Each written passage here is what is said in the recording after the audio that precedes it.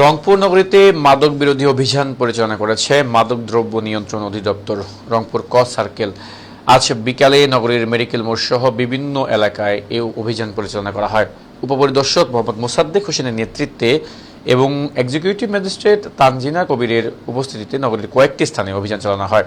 অভিযান চলাকালে প্রায় 100 গ্রাম গাঁজা ও 3 অ্যাম্পুল ব্রুফেনরোফিন ইনজেকশন উদ্ধার করা হয়। এ সময় মোহাম্মদ সুমন ও মোহাম্মদ রাজীব নামে দুইজনকে গ্রেফতার করা হয়েছে এবং পরবর্তীতে ভ্রাম্যমাণ আদালতের মাধ্যমে গ্রেফতারকৃত 2 আসামিকে 3 মাসের বিনাশ্রম কারাদণ্ড এবং 50,000 টাকা করে অর্থদণ্ড করা হয়।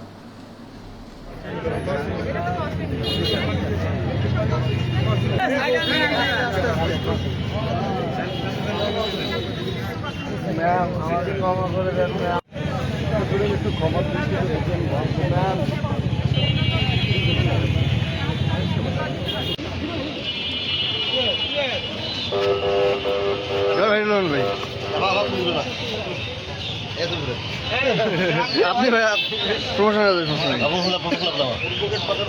ইনশাল্লাহ